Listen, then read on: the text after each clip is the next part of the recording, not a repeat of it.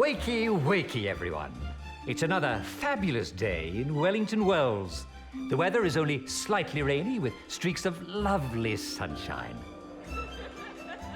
Everyone in Wellington Wells is doing exactly what he or she ought to. Smiling and laughing and taking their joy. What about you? That's right. I'm talking to you. Are you doing what you should? Of course you are.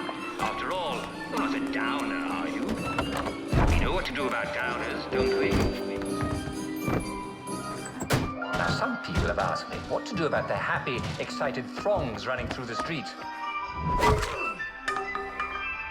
What you should do is... Join the fun!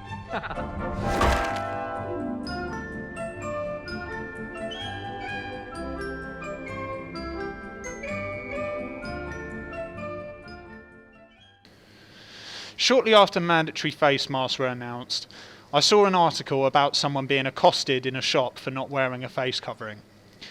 I didn't read the article, but I saw the accompanying photo where the woman without the mask was recording on her phone and about 7 people were staring at her, presumably taking it in turns to berate her. And when I saw the photo, it reminded me of We Happy Few, which you just saw.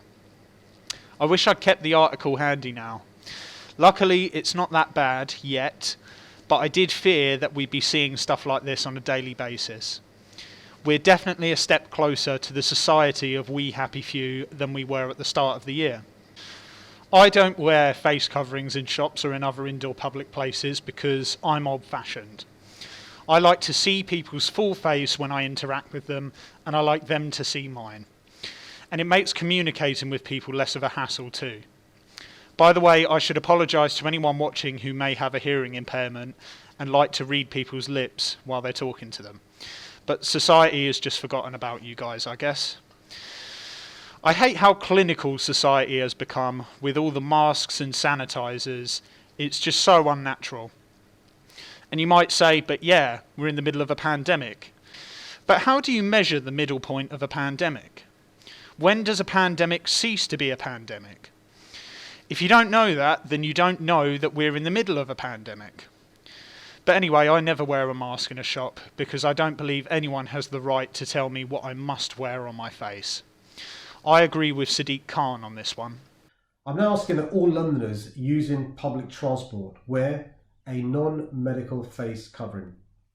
I expect anyone travelling on any TfL service to wear a non-medical cloth covering over their nose and mouth for the entirety of their journey. Oh no, sorry, I meant pre-COVID Sadiq Khan. I'm a proud feminist. I've seen over the last few decades the amount of campaigning that women in my country have done and around the world to ensure women have rights to choose what they study, to choose themselves what work they do, to choose themselves what happens to their body, and to choose themselves what they wear or don't wear. And I don't think anybody should tell women what they wear or what they shouldn't wear. Presumably that applies to men too. As someone who is concerned about our rapidly evaporating freedoms, the fact that people are constantly nagging me to wear a mask is distressing to me. And distress is a legitimate reason to exempt yourself. In fact, I'd go one step further. I'd say that seeing literally everyone in the shopping centre wear face masks is distressing to me. But I respect people's freedom of choice, so I don't go around tearing the masks off their face. I don't expect them to change their behaviour to accommodate my feelings. That's my problem, not theirs. It's a pity that many pro-maskers don't return the same courtesy to anti-maskers. Because when I walk around a shop without a mask, I can feel eyes on me, judging me as if standing up for my right to breathe, how I want to breathe, makes me a horrible, selfish person. Does anyone remember a few months ago where you could breathe without government intervention? But anyway, I can feel their judgment. Or perhaps I'm paranoid, But what does it say about a society where you can feel paranoia for having your face exposed? Now I know how women must feel in conservative Muslim countries. I do kind of enjoy it though. It's so rebellious being around people with your face out, like humans have been for thousands of years until a few months ago. I'm such a rebel that I sometimes feel the urge to go in a shop like Ned Flanders when he gets told he must shave his moustache. But the good thing about the rules is this: you can just tell people that you are exempt. I do it all the time, especially at the bank. There's a guy standing on the door at my bank asking people what they want before he lets you in, as if you're trying to gain access to some VIP gangster nightclub to do a shady deal with a mob boss. He will then ask you if you've got a mask, to which I always reply that I'm exempt. Whenever I say it, I can feel his suspicion, as if he knows that I'm making it up, but there's nothing he can do. Not all disabilities are visible, you know. If he were to ever ask me how exactly I'm exempt, I could just reply that it's private medical information and it's none of his business. The same would apply if the police tried to fine you. You are not under any obligation to share private medical information with the police on the spot. This is why knowing your rights is important. But people just don't want to stand up for their rights. People either don't care about their rights or don't know their rights well enough to defend themselves. Or they just don't want to stand out and just want to do exactly what the government tells them for the greater good and to win the war on coronavirus. The compliance with government demands and docility of people while their freedoms are being eroded under their covered noses is what really distresses me. And you know what else really annoys me about mandatory masks? The fact that there's absolutely no proof that using them in society has any beneficial effect. It's a conspiracy theory put into practice. I believe mandatory masks are just about a false sense of security to encourage people back into the shops to get the economy moving again. The people who are worried about the virus expect you to protect them instead of them protecting themselves. But there's no proof that it actually works.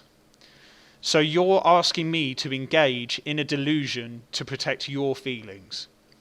Do you realise how big of an ask that is? Also, I reckon that if anything, it probably, maybe, potentially puts people at higher risk because people are constantly fiddling around with them all the time, looking like they've just taken a load of Class A's. And then you've got the people who take their mask halfway down, and the people who wear it on their chin. Oh, sorry, that probably amounts to indecent exposure these days, doesn't it? What is that all about? It really winds me up when I see people doing this, because it means one of two things. It either means that you believe that mask wearing is effective, in which case you've just compromised everybody, or it means that you don't believe in it, in which case, why are you doing it? Take it off. Stand up for yourself if you don't want to wear it. Stand up for your God-given right to breathe. The more people stand up to it, the more it will become normal. The less you will have to feel people's judgment or maybe your own paranoia when you walk into a shop without a mask. We could just let people decide how to breathe for themselves, but the virtue signalling pro-maskers wouldn't allow it. And if there are any pro-maskers watching this, I've got an idea that you'll like too. Since we're scrapping our freedoms for the greater good, why not go all the way? If I'm going to lose my right to breathe uninterrupted by the government in the name of controlling the virus, let's do it properly, shall we? That's why I'm trying to start a petition calling on the government to make eye coverings mandatory and to ban all beards until we have a vaccine. Because you can still contract COVID from rubbing your eyes with contaminated hands, and beards and any facial hair reduce the effectiveness of face coverings. So let's start persecuting people who don't wear goggles and people who have facial hair. Bearded people are the real spreaders of coronavirus, possibly. If you're serious about reducing the spread, you won't have a problem getting rid of that beard that you've been growing for ages and putting on some safety goggles when you go to the shop, will you? I mean, after all, you're not a bad person, are you? And you've only got to wear goggles and keep clean shaved until we have a vaccine. It's no big deal. Yes, I know it's your face and your choice, and I know that this law would likely disproportionately affect certain religious groups, but the freedom to facial autonomy and freedom to practice religion is a luxury we just can't afford while we're in the middle of a pandemic. As you can see, I'm doing my bit to help control the virus. What about you? That's right. I'm talking to you. Are you doing what you should? Of course you are. After all, you're not a downer, are you? This is for you.